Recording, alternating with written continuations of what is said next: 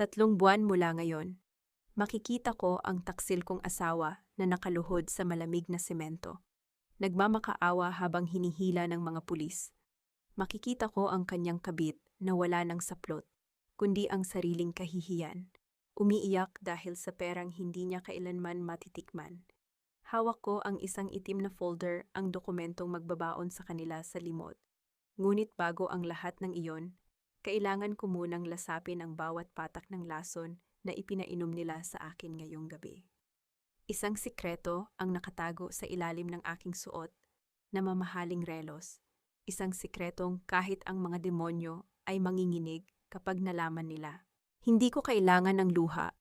Ang luha ay para sa mga mahihina. At sa gabing ito, ang kahinaan ay isang kasalanang hindi ko mapatatawad.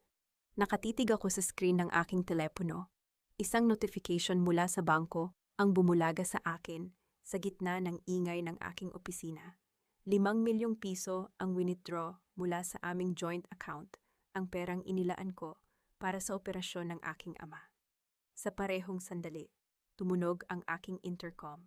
Ma'am Marisa, tumatawag po ang asawa ninyo. Sabi niya, ay emergency daw po. Ang boses ng aking sekretarya ay tila nanggagaling sa ilalim ng tubig. Pinindot ko ang baton bago pa man ako makapagsalita.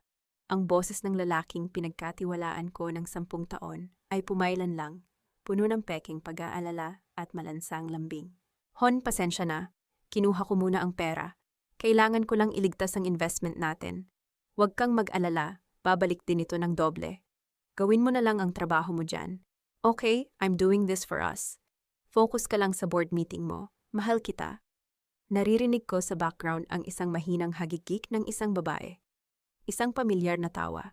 Tawa ni Cindy. Ang babaeng tinuring kong parang kapatid. At pagkatapos, ang tunog ng pagkaputol ng linya. Walang emosyong ibinaba ko ang telepono. Walang panginginig sa aking mga kamay. Tumingin ako sa orasan sa dingding.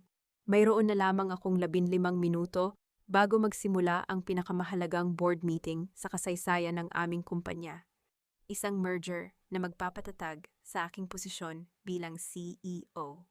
Kung magpapadala ako sa galit ngayon, mawawala ang lahat ng pinaghirapan ko. Tumayo ako at naglakad patungo sa malawak na bintana ng aking opisina sa ika-40 palapag ng gusali sa Makati. Sa ibaba, ang mga ilaw ng lungsod ay tila mga hiyas na nagkakalat. Ngunit para sa akin, ang bawat ilaw ay tila nanunuyang mga mata. Muling tumunog ang aking telepono, isang mensahe mula sa isang hindi kilalang numero, isang link ng isang video. Pinindot ko ito.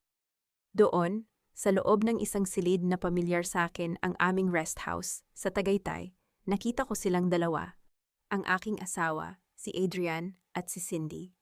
Nagtatawanan sila habang hawak ang isang baso ng wine. Ang dali talagang utuin ni Marisa, sabi ni Adrian sa video. Ang boses niya ay puno ng panunuya. Akala niya ay para sa tatay niya ang perang ito. Hindi niya alam, ito na ang pambayad natin para sa bagong buhay natin sa ibang bansa. Hayaan mo siyang magpakabaliw sa kumpanya niya, habang tayo, nilulustay ang pinaghirapan niya. Isang malamig na hangin ang tila humalik sa aking batok. Hindi ito hangin ng takot, kundi ang hangin ng kamatayan para sa kanilang dalawa. Sa bawat salitang lumalabas sa bibig ni Adrian, ang bawat hibla ng aking pag-ibig ay unti-unting nagiging abo, mabilis at diamante sa tigas. Biglang bumukas ang pinto ng aking opisina. Pumasok ang aking sekretarya, mukhang balisa. Ma'am, ang board members po ay nandoon na. At, ma'am, may tawag po mula sa ospital. Ang papa niyo po, itinigil daw po ang gamutan dahil hindi pumasok ang bayad. Ito ang puntong dapat ay gumuho ako. Ito ang puntong dapat ay humagulhol ako sa sahig. Ngunit sa halip, kinuha ko ang aking designer bag at kinuha ang aking personal na tablet. Tumawag ka sa ospital. Utos ko sa aking sekretarya. Ang boses ko ay kasing talim ng labaha. Sabihin mo, dodoblehin ko ang bayad sa loob ng 5 minuto. Gamitin mo ang aking personal account, hindi ang joint account. At tawagan mo si Attorney Divina, sabihin mo sa kanya, ang Project Phoenix ay kailangan ng simulan ngayon din. Pero ma'am, ang board meeting, tuloy ang meeting. Putol ko sa kanya habang naglalakad palabas ng opisina. Ang bawat hakbang ng aking high heels sa sahig ay tila tunog ng isang martilyo na nagpapatibay sa aking desisyon. Habang naglalakad ako sa hallway patungo sa boardroom, mabilis kong tinipa ang isang numero sa aking telepono. Isang maikling tawag para sa isang taong matagal ko nang hindi kinakausap, ang manager ng bangko, kung saan nakadeposito ang lahat ng corporate funds ni Adrian. Ito si Marisa Valeriano. I-freeze ang lahat ng credit lines na nakakabit sa pangalan ni Adrian. Ngayon na, oo, alam ko ang protocols. Pero ako ang garantor ng mga account na yan. Bilang COO, binabawi ko ang aking garantiya. Ipinasok ko ang aking telepono sa bulsa nang marating ko ang pintuan ng boardroom. Huminga ako ng malalim. Ang aking puso ay tumitibok ng regular, walang kaba, walang pag-aalinlangan. Binuksan ko ang pinto at bumungad sa akin ang 10 lalaking nakasuot ng barong at suit. Lahat sila ay naghihintay sa aking report. Ngumiti ako, isang ngiting hindi umaabot sa aking mga mata. Isang ngiting punong-puno ng panganib. Magandang gabi, gentlemen. Bago natin pag-usapan ang merger, meron akong gustong ipakita sa inyong lahat. Isang halimbawa ng kung paano natin tatanggalin ang mga bad assets sa ating kumpanya. Habang nagsasalita ako, palihim kong pinindot ang isang command sa aking relo. Isang senyas para kay Attorney Divina na i-lock ang lahat ng labasan sa bahay namin sa Tagaytay, gamit ang smart home system na ako ang nagmamay-ari. Ngayong gabi, hindi lang pera ang kinuha ni Adrian. Kinuha niya ang aking tiwala at kapalit niyon, kukunin ko ang bawat hininga ng kanyang kalayaan. Ang board meeting ay natapos sa loob ng 1 oras. Lumabas ako ng boardroom na may dalang tagumpay. Ngunit ang tunay na laro ay nagsisimula pa lamang. Pagbalik ko sa aking opisina, nakita ko ang 50 missed calls mula kay Adrian at isang mensahe. Marisa, anong ginawa mo? Bakit hindi gumagana ang mga card ko? Nandito kami sa restaurant. Nakakahiya. Maraming tao ang nakatingin. Ayusin mo ito ngayon din. Naupo ako sa aking swivel chair at tiningnan ang screen. Nag-type ako ng maikling sagot. Ang bawat titik ay tila isang bala na tumatama sa gitna ng kanyang noo. Gawin mo ang ginagawa mo ng mahusay. Adrian, doing this for us. Di ba isang lamo ang suot mong relo para pambayad sa kinain ninyo? At huwag kang uuwi sa bahay. Ang mga susi ay hindi nagagana. Welcome to your new life. Inilapag ko ang telepono nang nakataob sa mesa. Isang malakas na tunog ng kidlat ang gumuhit sa kalangitan sa labas. Ngunit nanatili akong nakatitig sa dilim. Ang aking ama ay ligtas na. Ang kumpanya ko ay matatag na. At ang aking paghihiganti, ito ay isang apoy na hindi kailanman mamamatay, hanggang sa maging abo ang lahat ng nanakit sa akin. Ngunit sa gitna ng katahimikan, isang hindi pamilyar na email ang pumasok sa aking computer. Ang subject line ay, ang katotohanan tungkol sa iyong ama at sa asawa mo. Naramdaman ko ang biglang pagbilis ng tibok ng aking puso. Mayroong mas malalim na sikretong nakabaon. Isang bagay na hindi ko inaasahan. Ang liwanag mula sa screen ng aking computer ay tila isang malamig na humahalik sa aking mukha habang binabasa ko ang bawat salita sa email. Ang nagpadala ay isang itinatagong pangalan. Ngunit ang kalakip na mga dokumento ay hindi kailanman magsisinungaling. Isang scanned copy ng isang special power of attorney ang bumulaga sa akin. Doon, nakita ko ang pirma ng aking ama, ang pirma niyang nanginginig at tila pinilit na nagbibigay ng karapatan kay Adrian na ibenta ang lupang kinatatayuan ng aming ancestral house sa Batangas. Hindi ito basta-bastang lupa. Ito ang huling alaala ng aking ina. Ang lupang ipinangako ni Papa na hinding-hindi mawawala sa amin. At ayon sa PETSA, pinapirma ni Adrian ang aking ama 1 linggo matapos itong ma-stroke. Habang ang matanda ay wala pa sa tamang kaisipan sa loob ng intensive care unit. Ang bawat hibla ng aking pagkatao ay nanginginig sa puot. Ngunit ang aking mukha ay nanatiling kasing tigas ng marmol. Ang muling pag-vibrate ng aking telepono sa ibabaw ng lamesang kahoy ay bumasag sa katahimikan ng gabi. Marisa, sumagot ka. Ang boses ni Adrian ay parang asong nagagalaiti sa kabilang linya. Naririnig ko ang bulungan ng mga tao sa background at ang tunog ng mga kubyertos. Pinahiya mo ako sa harap ni Cindy. Pinahiya mo ako sa lahat ng tao rito sa Antonios. I-activate mo ang card ko ngayon din. Kung hindi ay hindi ako magdadalawang isip na pumunta dyan sa opisina mo at gumawa ng iskandalo. Sumandal ako sa aking swivel chair at pinaglaruan ng gintong fountain pen na ibinigay niya noong anibersaryo namin ang panulat na ginamit niya, marahil para pikiin ang aking buhay. Gawin mo, Adrian. Ang sagot ko, ang boses ko ay kalmado at walang bahid ng takot. Pumunta ka rito. Gusto kong makita ng buong Makati kung paano ang isang successful investor na tulad mo ay hindi man lang makabayad ng sarili niyang hapunan. At isama mo na rin si Cindy. Sigurado akong matutuwa ang mga security guards na makita ang mukha ng babaeng kasabwat mo sa pagnanakaw sa tatay ko. Anong sinasabi mo? Tila nabulunan siya sa sarili niyang laway. Wala akong ninanakaw para sa business natin ang lahat ng ito. Ang business na tinutukoy mo ay ang pagbebenta sa lupa ni Papa habang nakaratay siya sa ospital. Mariin kong tanong, huwag mo akong subukan, Adrian. Sa oras na ito, ang bawat sentimong hawak mo ay binaligtad ko na. At kung balak mong gamitin ang susi mo sa kondo natin, huwag ka nang mag-abala. Ang mga gamit mo ay nasa labas na ng pinto, nakasilid sa mga basurang itim na plastic bag. Doon ka naman nababagay. Hindi ba? You will regret this. Marisa, akala mo kung sino ka na dahil ikaw ang COO. Wala ka kung hindi dahil sa akin. Isinigaw niya bago ko tuluyang pinutol ang tawag. Ilang minuto lamang ang lumipas nang bumukas ang pinto ng aking opisina. Hindi ito si Adrian, kundi si Attorney Divina.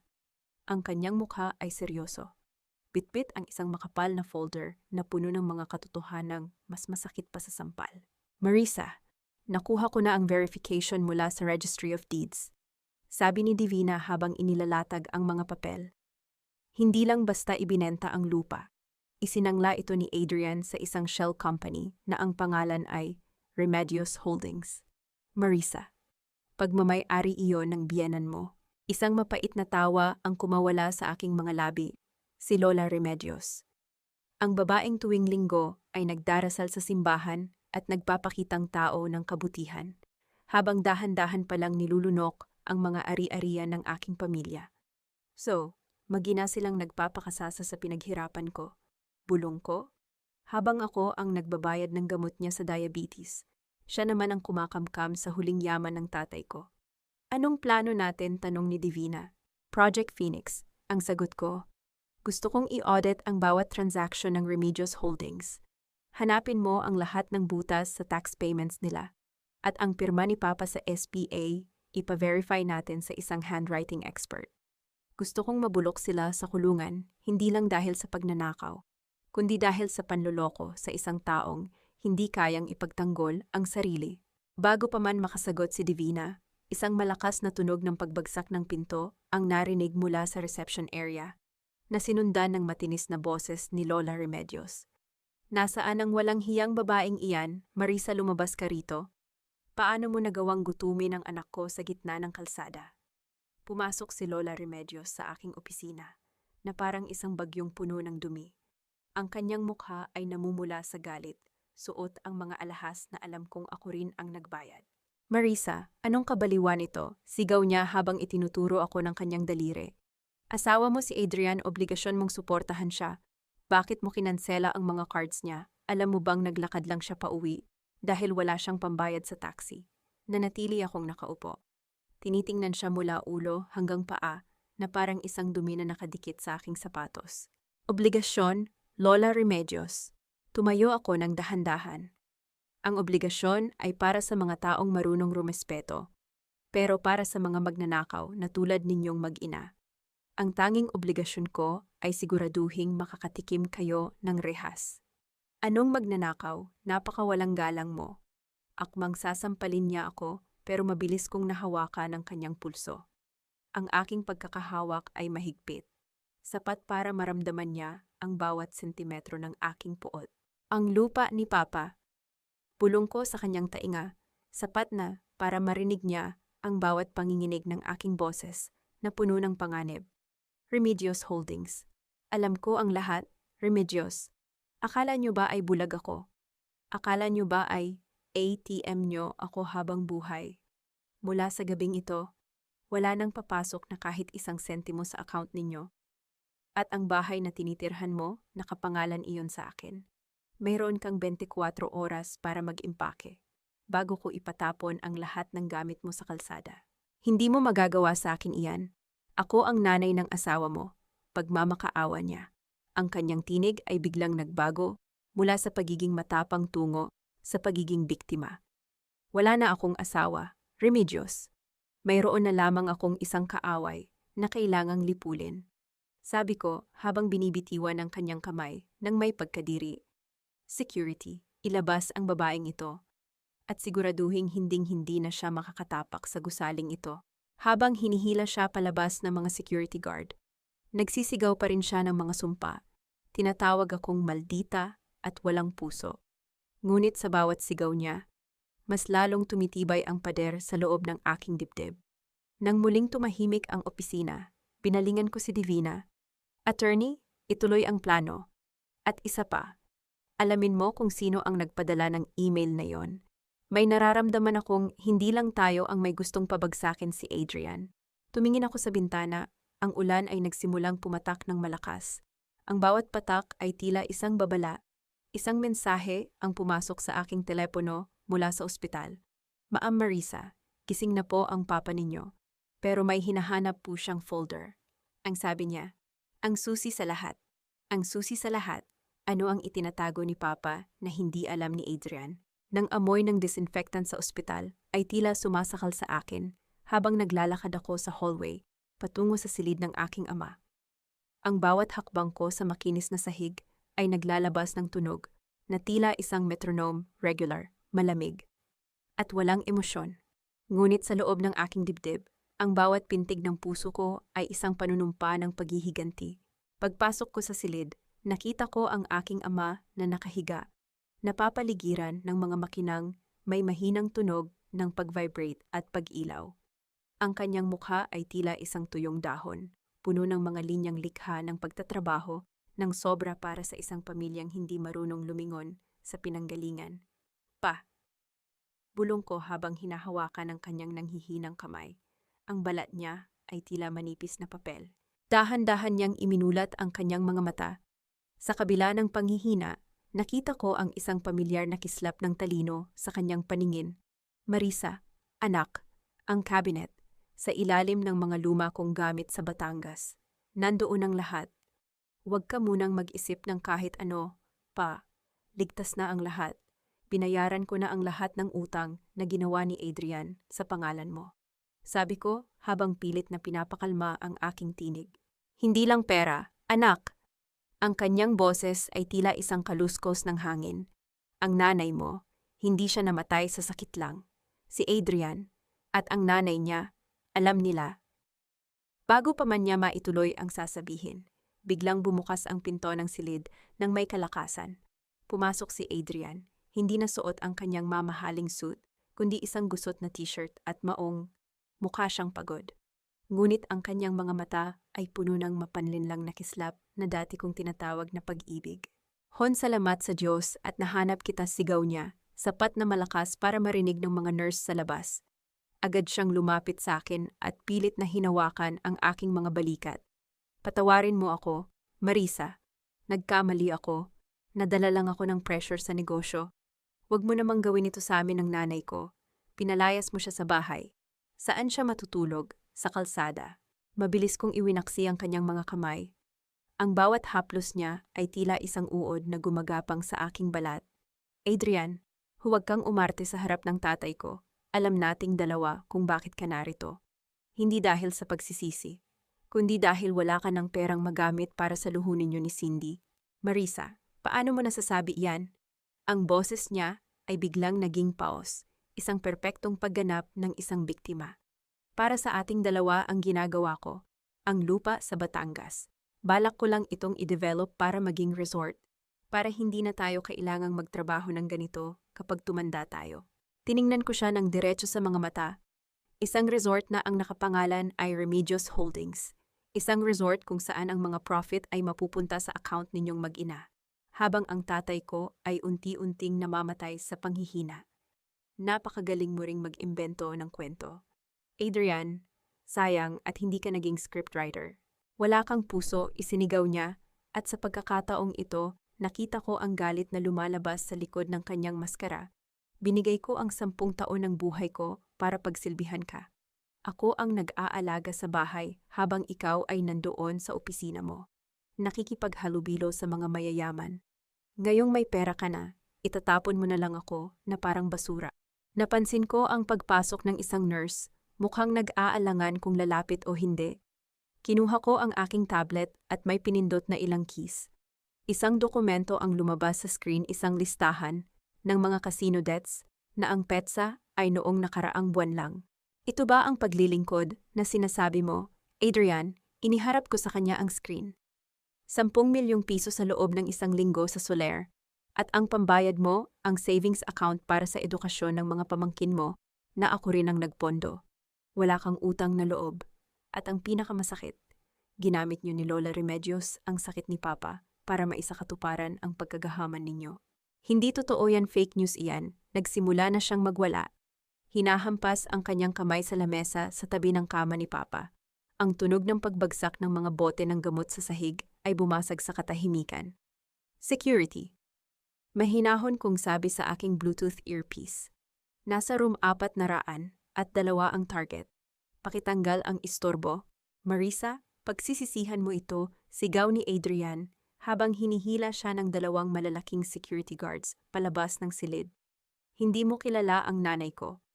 Hindi siya papayag na mawalan ng lahat. May ebidensya kami laban sa kumpanya mo. Sisirain namin ang career mo. Nang tuluyan na siyang mailabas. Bumalik ang katahimikan sa silid. Ngunit ito ay isang katahimikang puno ng bigat.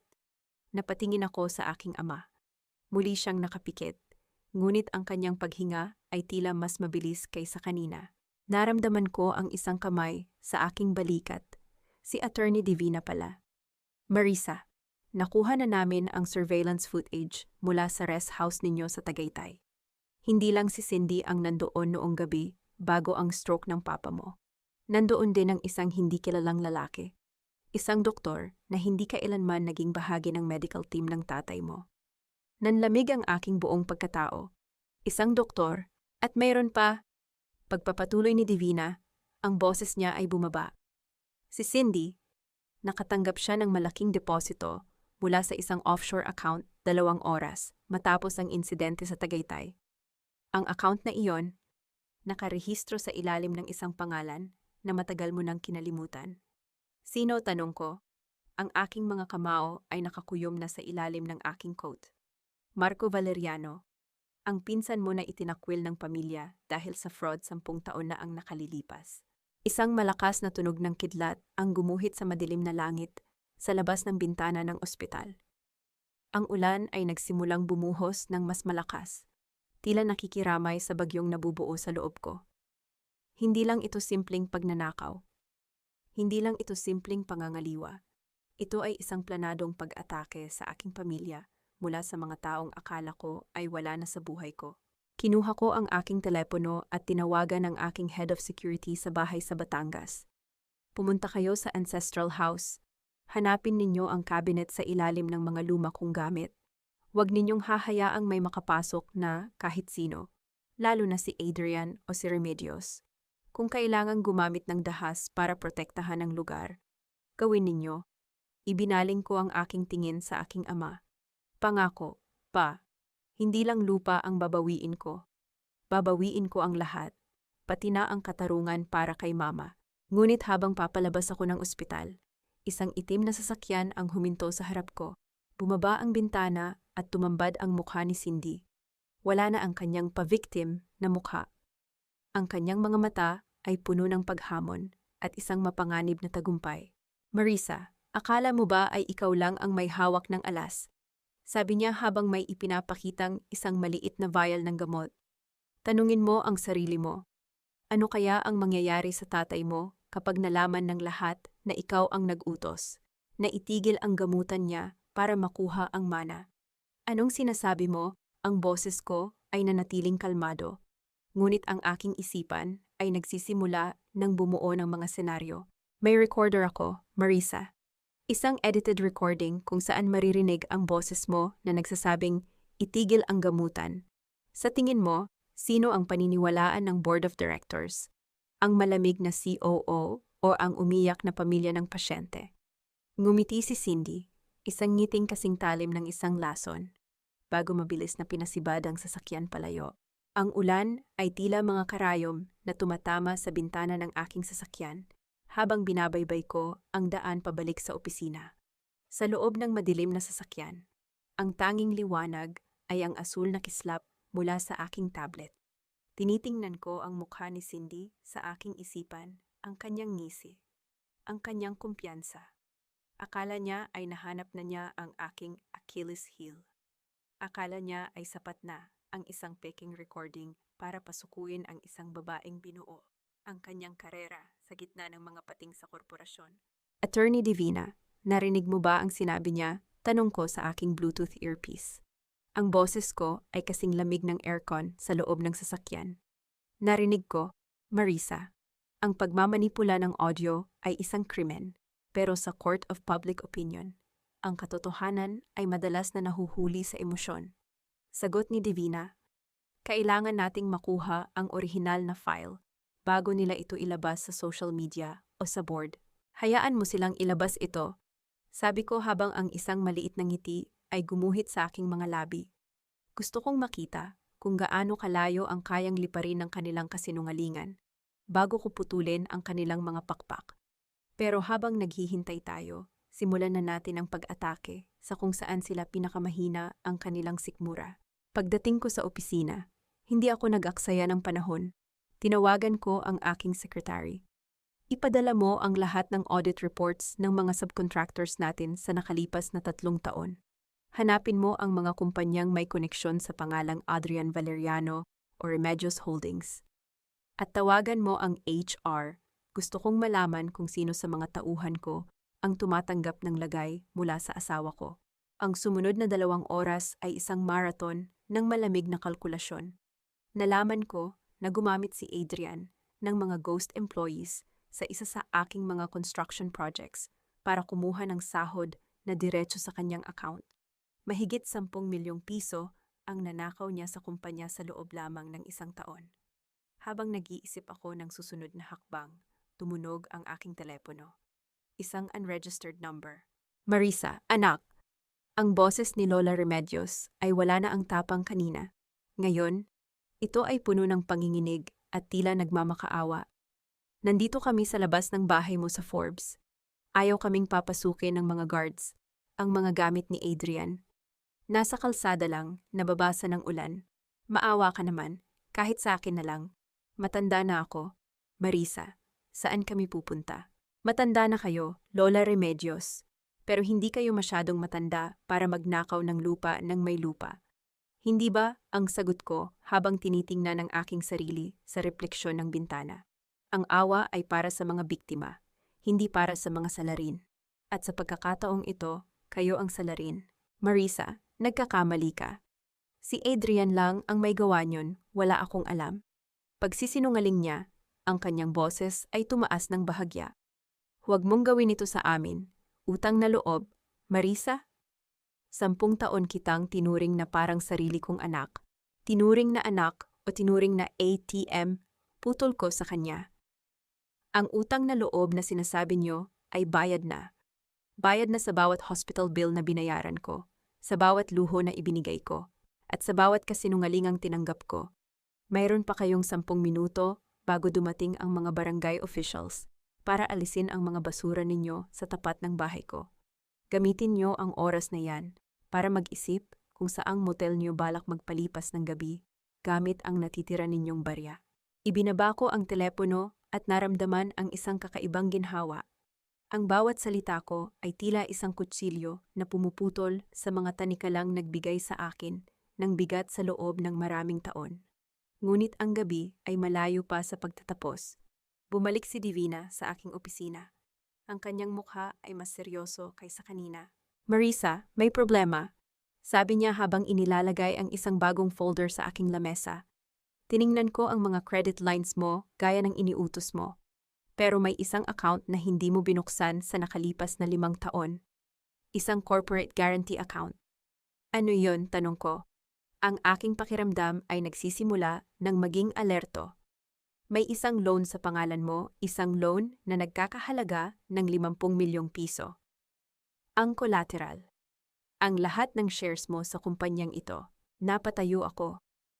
Ang tunog ng aking upuan na kumaskas sa sahig ay tila isang hiyaw sa gitna ng katahimikan. 50 milyon kailan? Paano ka? 5 taon na ang nakalilipas. Ang pirma ay sayong-sayo, Marisa. At ang co-signer si Marco Valeriano. Marco, ang pinsan kong traidor. Ang lalaking akala ko ay wala na sa bansa. At ito ang pinakamasama.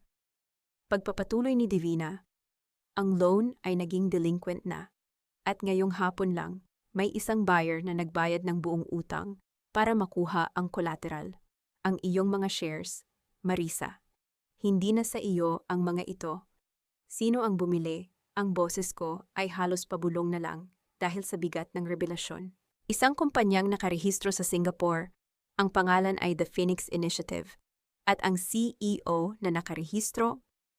Huminto si Divina, tila nag-aalangan na sabihin ang pangalan. Si Cindy Pineda. Ang aking buong mundo ay tila gumulo sa isang iglap.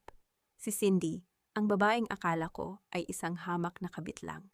Paano siya nagkaroon ng 50 milyong piso para bilhin ang aking mga shares? Sa parehong sandali, ang tunog ng notification sa aking telepono ay bumasag sa aking pagkagulat. Isang mensahe mula sa isang unknown sender. Marisa, ang ganda ng opisina mo. Masarap sigurong maupo sa upuan ng CEO bukas ng umaga. See you at the board meeting. C. Naramdaman ko ang lamig na gumagapang sa aking likuran. Ang bawat plano ko, ang bawat hakbang ko para pabagsakin sila, ay tila isang malaking patibong kung saan ako ang biktima. Ang tunog ng ulan sa labas ay tila isang tawa na nanunuya sa aking pagkabigo. Ngunit habang tinitingnan ko ang pangalan ni Marco sa dokumento, naalala ko ang sinabi ni Papa sa ospital. Ang cabinet. Sa ilalim ng mga luma kong gamit, nandoon ang lahat. Kung nakuha na nila ang shares ko, kailangan kong mahanap ang kung anuman ang itinatago ni Papa. Dahil kung ang digmaang ito ay tungkol sa pera, talo na ako. Pero kung ang digmaang ito ay tungkol sa mga sikretong kayang pumatay, mayroon pa akong isang alas. Kinuha ko ang aking susi at mabilis na naglakad palabas. Divina, ihanda mo ang sasakyan. Pupunta tayo sa Batangas. Ngayon din, habang bumababa ako sa elevator, ang bawat palapag na nadadaanan ko ay tila isang segundong nawawala sa aking oras. Pagdating ko sa lobby, nakita ko ang isang figura na nakatayo sa tapat ng pintuan. Si Adrian. Ngunit hindi na siya ang Adrian na nagmamakaawa. Nakasuot na siya ng isang mamahaling suit. Maayos ang buhok at may hawak na isang baso ng champagne. Going somewhere. CEO, ang kanyang boses ay puno ng nakakasulasok na tagumpay. O baka naman, former CEO na dapat ang itawag ko sa iyo. Itinaas niya ang kanyang baso. Ang tunog ng yelo na tumatama sa salamin ay tila isang hudyat ng aking pagkatalo. Salamat sa 10 taon ng pagpapakapagod, Marisa. Kami na ang bahala rito mula ngayon. Huminga ako ng malalim. Hinahayaan ng lamig na balutin ang aking puso. Hindi pa tapos ang gabi, Adrian. At siguruhing ubusin mo na ang champagne na iyan. Dahil bukas, ang tanging iinumin nyo ay ang sarili ninyong lason. Ang tunog ng mga wiper ng sasakyan na pilit na hinahawi ang makapal na ulan sa windshield ay tila isang ritmo ng digmaan sa loob ng tahimik na kalsada. Nakatitig ako sa labas, sa mga puno ng niyog na sumasayaw sa ilalim ng galit ng langit. Hawak ko ang aking tablet. Tinitingnan ang litrato ni Cindy Pineda, ang babaeng akala ko ay isang hamak na linta lamang sa buhay ni Adrian. Ngunit ngayon ay lumalabas na siyang humahawak sa leeg ng aking kumpanya. Marisa, sigurado ka ba rito? Tanong ni Divina habang maingat na nagmamaneho. Masyadong delikado ang ginagawa natin. Kung nakuha na nila ang shares mo, ibig sabihin ay may kakayahan silang bantayan ang bawat galaw mo. Hayaan mo silang manood. Divina, ang sagot ko, Ang boses ko ay kasing tigas ng semento. Ang pinakamalaking pagkakamali ng isang kalaban ay ang isiping tapos na ang laban bago pa man ito tuluyang magsimula. Akala nila ay pera ang tanging alas ko. Hindi nila alam. Ang katotohanan ay mas nakamamatay kaysa sa kahit anong halaga ng salapi. Pagdating namin sa ancestral house sa Batangas, ang lumang kalsada ay puno ng putik. Ang bahay ay tila isang multo, sa dilim isang malaking mansyong gawa sa bato at nara, na ngayon ay nababalot ng mga baging at alikabok. Ang tunog ng pagdausdos ng gulong ng sasakyan sa basang lupa, ang tanging bumasag sa katahimikan ng gabi. Bumaba ako ng sasakyan. Ang lamig ng ulan ay agad na dumampi sa aking balat, ngunit hindi ko ito inalintana. Naglakad ako patungo sa malaking pintuan, kung saan ang tunog ng kalawangin na susi na umiikot sa lock ay tila isang hiyaw mula sa nakaraan. Sa loob, ang amoy ng lumang kahoy at naphthalene ay bumalot sa aking pangamoy. Pinuksan ko ang aking flashlight. Ang liwanag nito ay dumaan sa mga antigong kagamitan hanggang sa marating ko ang silid ni Papa. Sa ilalim ng isang malaking cabinet na gawa sa mabigat na nara, nakita ko ang sinasabi niya. Isang maliit na compartment na tila bahagi ng sahig. Gamit ang isang bakal na kagamitan, dahan-dahan kong binuksan ang takip. Ang tunog ng pagkaskas ng kahoy sa semento ay umalingaw-ngaw sa buong silid. Sa loob, nakakita ako ng isang itim na envelope na nakabalot sa plastic. Binuksan ko ito nang may nanginginig na mga daliri. Hindi ito pera, hindi rin ito shares. Ito ay mga dokumento ng medical records ng aking ina mula 20 taon na ang nakalilipas. At kasama nito ay isang liham na may pirma ni Lola Remedios. Nang basahin ko ang nilalaman, naramdaman ko ang paghinto ng mundo. Ang aking ina ay hindi namatay sa natural na sakit. Ayon sa record, may isang uri ng gamot na ibinibigay sa kanya, isang gamot na hindi dapat para sa kanyang kondisyon.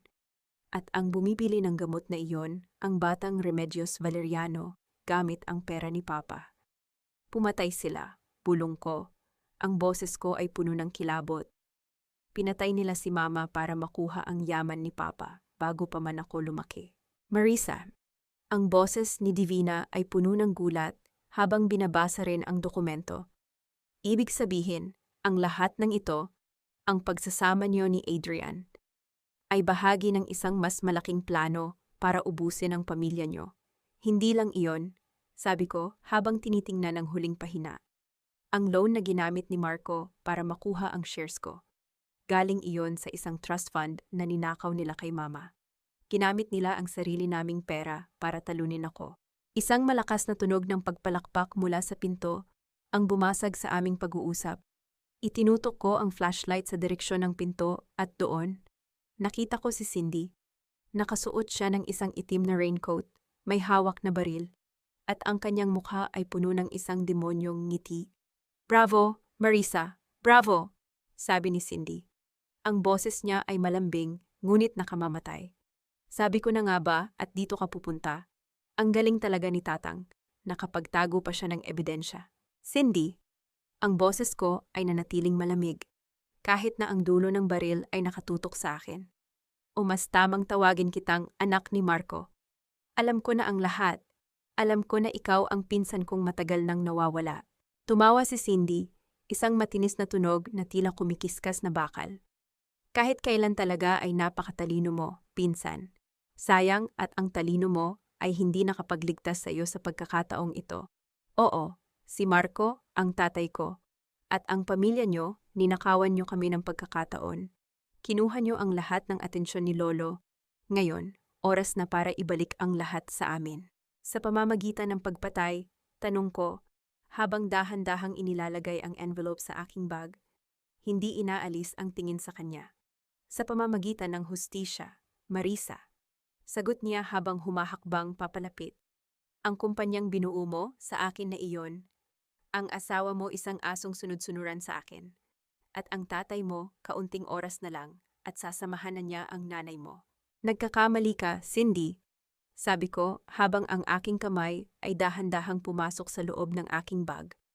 Iniisip mo na kontrolado mo ang lahat dahil may baril ka at may shares ka. Pero nakalimutan mo ang isang bagay tungkol sa akin.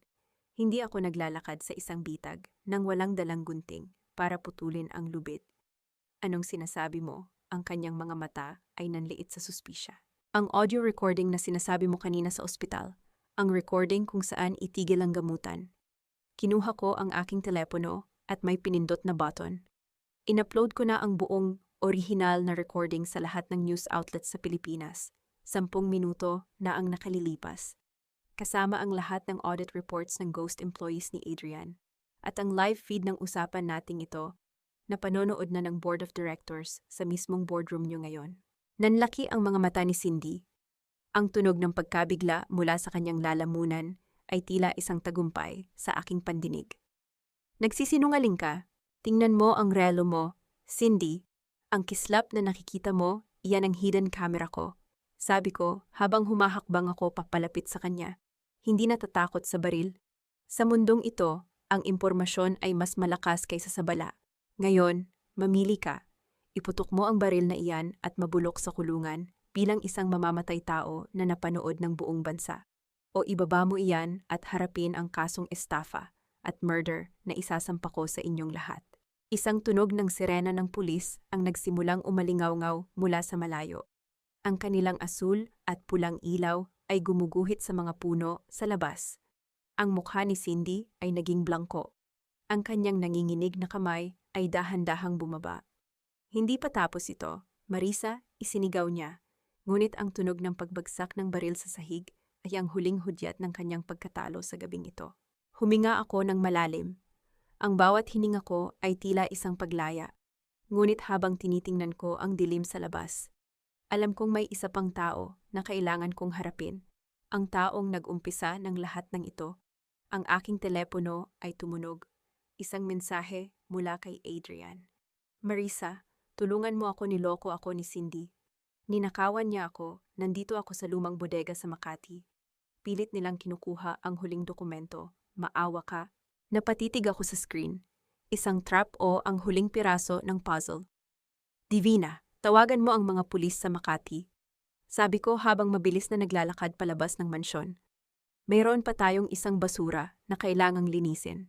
Arating ang araw na ang pangalang Adrian Valeriano ay magiging kasing kahulugan ng isang amoy ng nabubulok na basura sa gilid ng kalsada. Makikita ko siyang namamalimos ng pansin. Walang kahit isang kusing sa bulsa. Habang ako ay nakatayo sa pinakamataas na palapag ng aking tagumpay. Ngunit sa gabing ito, kailangan ko munang harapin ang huling hininga ng kanyang panilinlang. May isang dokumentong nakatago sa loob ng madilim na bodegang iyon. Isang papel na magpapatunay na ang pag-ibig na ipinangako niya ay isa palang kontrata ng aking kamatayan. Ang tunog ng gulong ng aking sasakyan sa basang aspalto ng Makati ay tila isang babala. Huminto kami sa tapat ng isang lumang bodega sa gilid ng Pasig River. Ang amoy ng kalawang at malansang tubig ay sumalubong sa akin pagbaba ko ng sasakyan. Marisa, masyadong delikado ito, bulong ni Attorney Divina habang tinitingnan ang madilim na paligid. Hayaan nating ang mga pulis ang pumasok muna. Hindi, Divina! Ang sagot ko habang inaayos ang aking coat. Gusto kong makita ng sarili kong mga mata ang huling paghaharap ng isang linta. Gusto kong marinig mula sa kanya kung gaano kamura ang tingin niya sa buhay ko. Pumasok ako sa loob. Ang tanging liwanag ay nagmumula sa isang bumbilya na pasulpot-sulpot ang kislap. Nagbibigay ng mahahabang anino sa mga nakatambak na sako. Doon, sa gitna ng silid, nakita ko si Adrian. Nakaupo siya sa sahig. Gulo-gulo ang suot na suit at may bakas ng dugo sa kanyang labi. Sa harap niya ay nakatayo ang dalawang lalaki na mukhang mga tauhan ni Marco. Marisa, salamat sa Diyos, sigaw ni Adrian nang makita ako. Tulungan mo ako, ang mga taong ito. Pinipilit nilang papirmahin ako sa paglilipat ng lahat ng properties natin. Si Cindy, tinraidor niya ako, nanatili akong nakatayo sa dilim. Ang aking mga kamay ay nasa loob ng aking bulsa. Tiningnan ko siya nang walang kahit anong bakas ng awa. Tinraidor ka ni Cindy, o ikaw ang unang nag-isip na traidorin ako, Adrian. Anong sinasabi mo, mahal kita, Marisa? Lahat ng ginawa ko ay para sa atin, pagmamakaawa niya, habang pilit na gumagapang papalapit sa akin. Mahal mo ako. Kinuha ko ang isang itim na folder mula sa aking bag na ibinigay sa akin ng aking security team kanina. Itinapon ko ito sa harap niya. Ang tunog ng pagbagsak ng mga papel sa maruming semento ay tila isang hatol.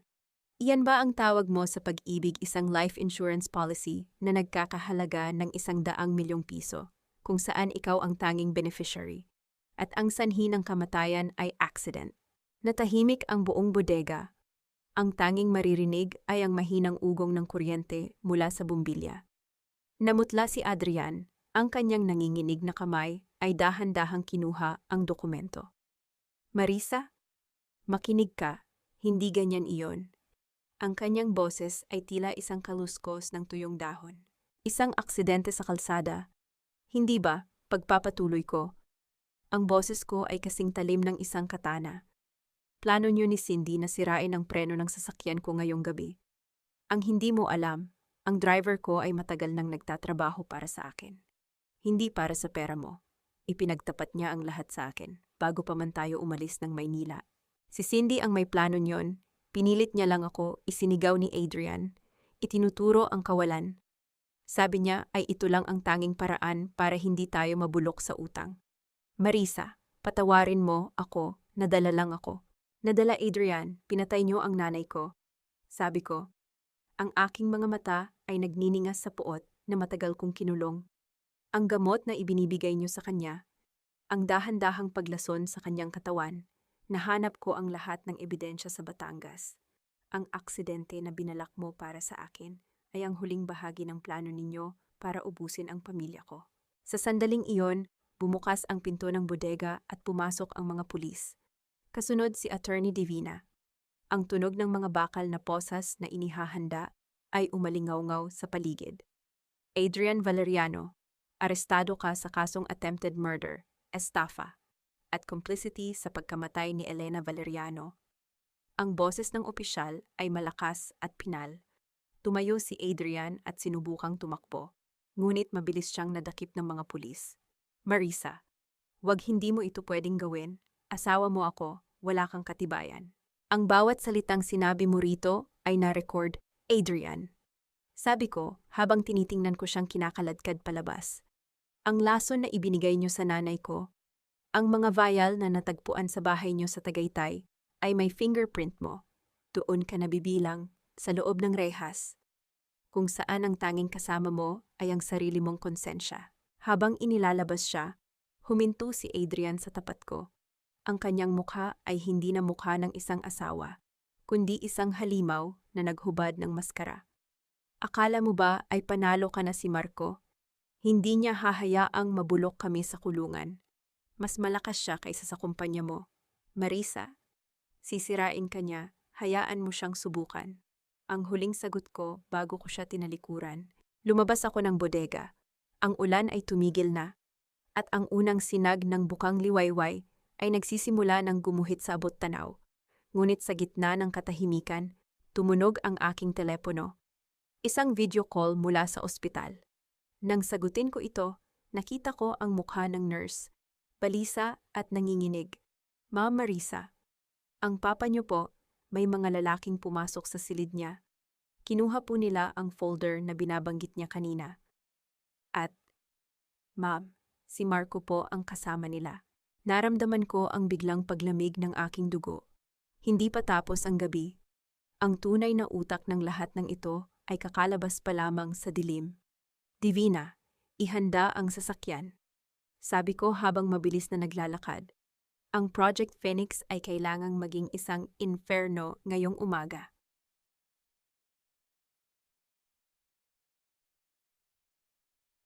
Ang bawat tunog ng monitor sa loob ng ospital ay tila isang babala sa gitna ng nakabibinging katahimikan. Habang naglalakad ako sa hallway, nararamdaman ko ang lamig ng aircon na tumatagos sa aking balat.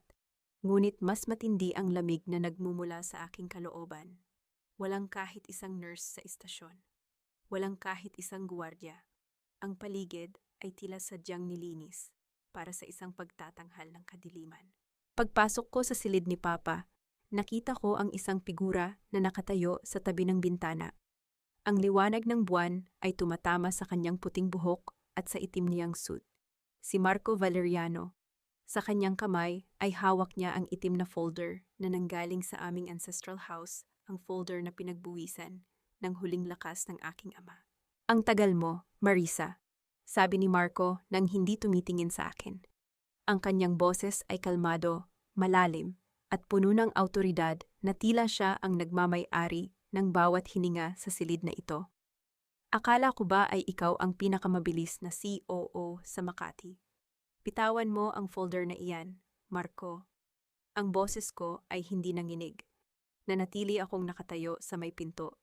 Tinitingnan ang aking ama na mahimbing na natutulog.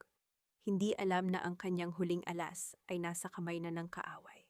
Ang folder na ito, itinaas ni Marco ang mga papel. Ang folder na naglalaman ng ebidensya ng pagmamanipula ko sa shares ng Valeriano Group. 10 taon na ang nakalilipas, ang ebidensya na magpapatunay na ang lahat ng yaman nyo ay dapat sa akin, simula pa noong una. Ang yaman na ninakaw mo, Marco, pagtatama ko. Huwag nating baligtarin ang kwento. Narito ka dahil natatakot ka. Natatakot ka na ang reyna na minaliit mo ay may kakayahang itumba ang buong kaharian mo. Tumawa si Marco, isang tunog na tila pagkiskis ng tuyong kahoy sa semento. Natatakot, Marisa. Nakuha ko na ang shares mo. Hawak ko na ang ebidensyang ito. Si Adrian ay nasa kulungan at si Cindy ay nagtatago na parang daga.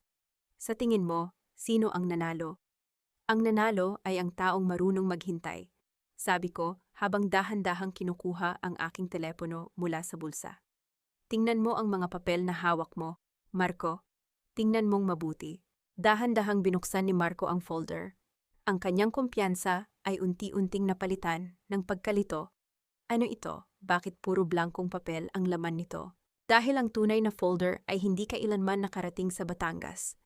Ang sabi ko habang ang isang matalim na ngiti ay gumuhit sa aking mga labi. Inaasahan ko na ang pagtataksil ni Adrian. Inaasahan ko na susundan niyo ako sa ancestral house. Ang folder na nakuha ni Cindy kanina ay isang pain lamang. Ang tunay na ebidensya, kanina pa nasa kamay ng National Bureau of Investigation. Anong? Ang boses ni Marco ay naging paos. Nagsisinungaling ka. Sa tingin mo ba ay itataya ko ang buhay ng tatay ko para sa isang folder? Humakbang ako papalapit sa kanya. Habang abala kayo sa paghabol sa akin sa Batangas. Ang aking team ay abala sa financial freeze. Ngayong sandali, Marco, ang lahat ng offshore accounts ng The Phoenix Initiative ay naka-freeze na. Ang Singapore accounts na ginamit nyo para bilhin ang shares ko, wala na ring laman ang mga iyon. Ang tunog ng pagbagsak ng folder sa sahig ay umalingaw-ngaw sa buong silid. Namutla si Marco. Ang kanyang mga kamay ay nagsimulang manginig. Paano mo nagawa iyon? Ang encryption ng mga accounts na iyon ay... Ang encryption ay binuo ng kumpanyang kinuha ko noong nakaraang taon. Putol ko sa kanya.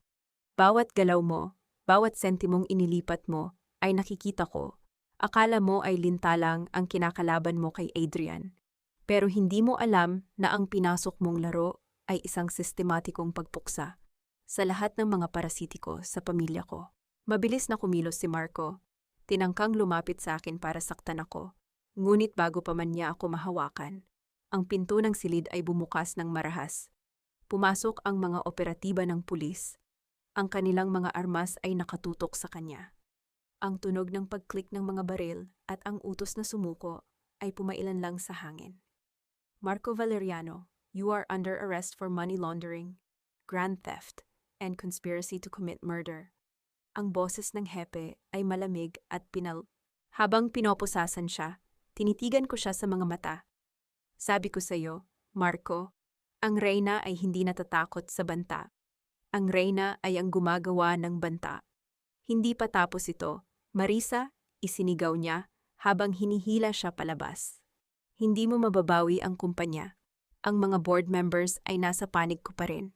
Ang mga board members na binayaran mo gamit ang perang ninakaw mo, mahinahon kong tanong. Panoorin mo ang balita bukas ng umaga. Ang bawat isa sa kanila ay haharap sa Ethics Committee. Mag-isa ka na lang sa impyernong ginawa mo. Nang muling tumahimik ang silid, lumapit ako sa aking ama. Dahan-dahan siyang nagmulat ng mata at ngumiti sa akin, isang tunog ng malalim na paghinga ang lumabas sa kanyang mga labi. Tila nabunutan ng isang malaking tinik. "Salamat, anak," bulong niya. "Wala iyon pa, tapos na ang lahat." Sabi ko habang hinahaplos ang kanyang noo. Lumabas ako sa ospital at sinalubong ako ni Attorney Divina. "Marisa, tagumpay ang financial freeze. Nakuha na natin ang kontrol sa 51% ng shares. Ikaw na muli ang CEO ng Valeriano Group." Huminga ako ng malalim, tinitingnan ang pagsikat ng araw sa skyline ng Makati.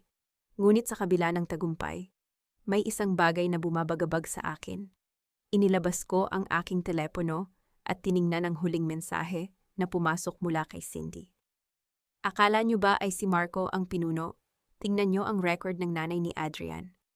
Tingnan niyo kung sino ang tunay na nagpondo sa aming lahat." Naramdaman ko ang muling paglamig ng aking dugo.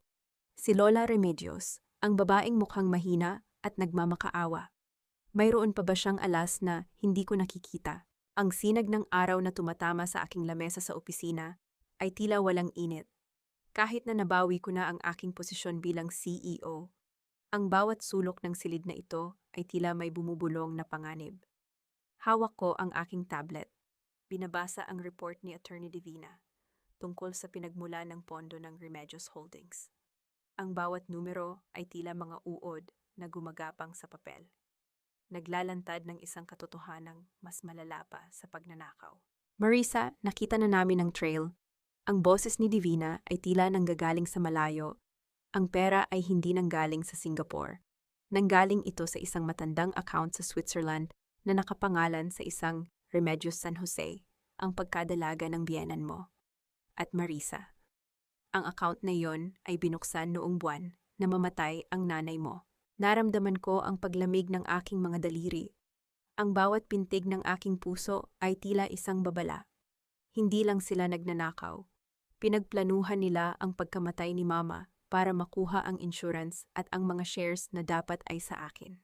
At ang lahat ng iyon ay pinangunahan ng babaeng tinawag kong inay sa loob ng 10 taon. Biglang bumukas ang pinto ng aking opisina.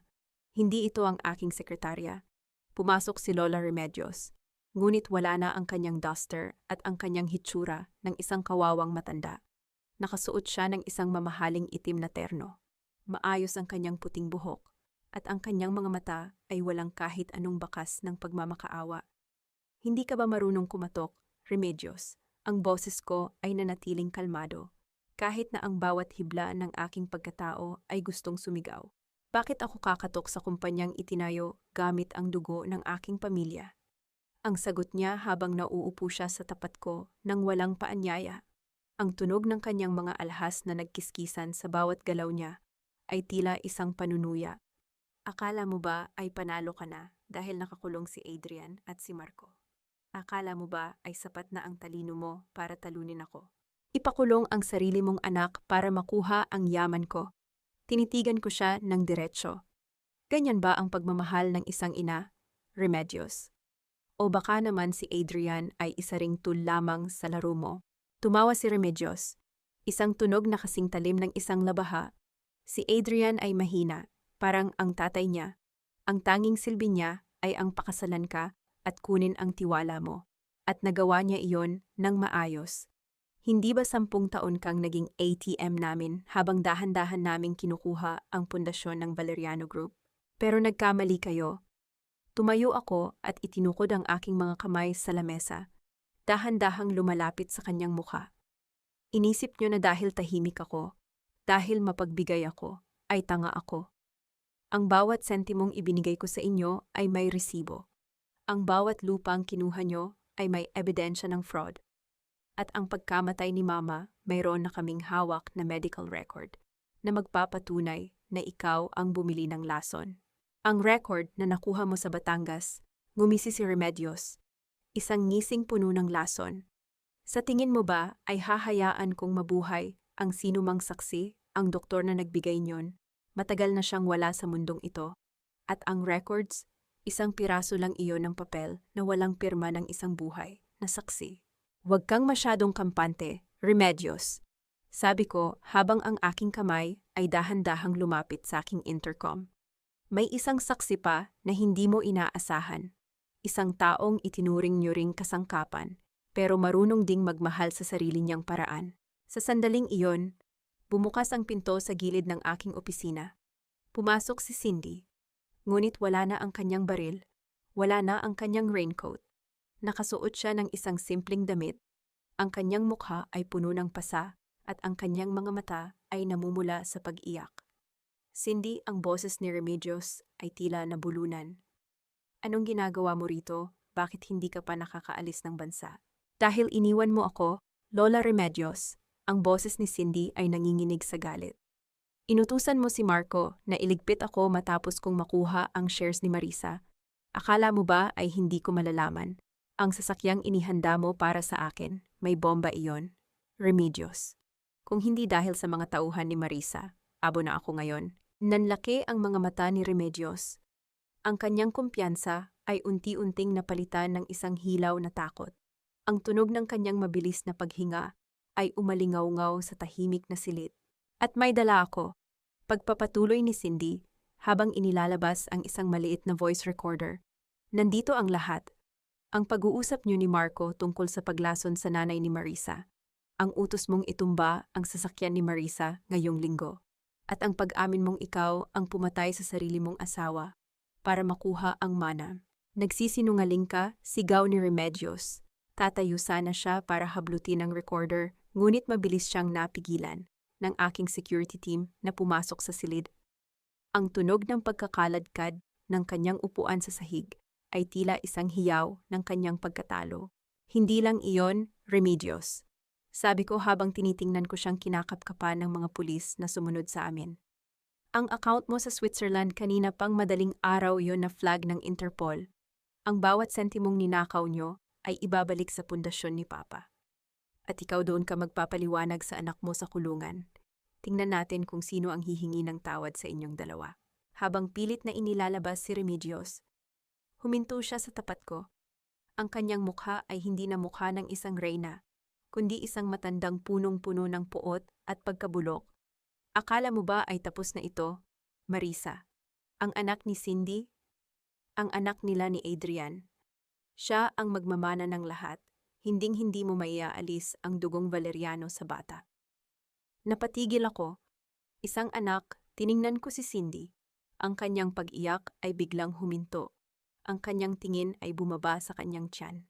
Totoo ba, Cindy? Tanong ko. Ang aking boses ay halos pabulong na lang dahil sa panibagong pasabog. Oh, Marisa. Bulong ni Cindy habang dahan-dahang hinahaplos ang kanyang tiyan. 3 buwan na, at iyon ang dahilan kung bakit ako kumampi sa'yo. Ayaw kong lumaki ang anak ko sa isang pamilyang mamamatay tao. Pero, may isang bagay ka pang dapat malaman. Ano iyon, si Adrian? Hindi niya alam na anak niya ito. Dahil ang totoo, si Marco ang ama. Naramdaman ko ang pag-ikot ng aking mundo. Ang bawat piraso ng puzzle ay tila nagbabago ang hugis. Kung si Marco ang ama, ibig sabihin ay walang karapatan ang bata sa yaman ng mga Valeriano. Pero bakit iyon ang sinasabi ni Remedios? Dahil, pagpapatuloy ni Cindy, ang kanyang boses ay puno ng kilabot. Ang asawa mo, si Adrian, hindi siya tunay na Valeriano. Siya ay anak ni Remedios sa ibang lalaki, bago pa man siya ikasal sa tatay mo. Isang nakakabinging katahimikan ang bumalot sa amin. Ang bawat lihim na inakala kong alam ko na, ay tila isang maliit na bahagi lamang ng isang mas malaking kasinungalingan. Ang telepono sa aking lamesa ay tumunog. Isang tawag mula sa ospital. Ma'am Marisa, ang papa niyo po. Bigla pong tumaas ang blood pressure. May gusto po siyang ipabasa sa inyo na dokumento sa ilalim ng kanyang unan. Ngayon na po, naramdaman ko ang mabilis na tibok ng aking puso. May isa pang sikretong itinatago si Papa. Isang sikretong maaaring magpabago sa lahat ng aming pinaglalabanan. Hawak ko ang papel na nakuha ko mula sa ilalim ng unan ni Papa. Habang mabilis na binabaybay ng aking sasakyan, ang daan patungo sa Grand Ballroom ng isang marangyang hotel sa Makati. Ito ang gabi ng annual corporate gala ng Valeriano Group. ang lahat ng board members, ang press, at ang pinakamataas na lipunan ay nandoon. Ang papel na ito, ang orihinal na testamento ni Lolo, ay ang huling pako sa kabaong ng mga ambisyon ni Adrian. Ayon sa dokumento, walang kahit isang sentimo ng yaman ng mga Valeriano ang maaaring mapunta sa sinumang hindi kadugo. At dahil alam ni Papa na hindi tunay na Valeriano si Adrian, ang lahat ng transaksyong pinasok nito ay automatikong walang bisa sa mata ng batas. Hindi ako iiyak. Ang bawat luhang dapat ay ibinuhos ko sa loob ng 10 taon ay naging mga diamanteng nagsisilbing baluti ko ngayong gabi. Nakasuot ako ng isang itim na gown na tila gawa sa mga anino at bituin, at ang aking mga labi ay kulay ng dugo. Marisa, sigurado ka ba rito? Tanong ni Divina sa pamamagitan ng aking earpiece habang naglalakad ako sa red carpet. Nakalabas si Adrian gamit ang bail na binayaran ng isang hindi kilalang tao. Maaaring gumawa siya ng eksena. Iyon ang inaasahan ko. Divina! Ang sagot ko habang humihinto ako sa harap ng malalaking pintuan ng ballroom. Gusto kong nandoon siya kapag gumuho ang mundo niya. Gusto kong makita niya ang bawat taong hiningan niya ng pabor na tatalikuran siya ng sabay-sabay.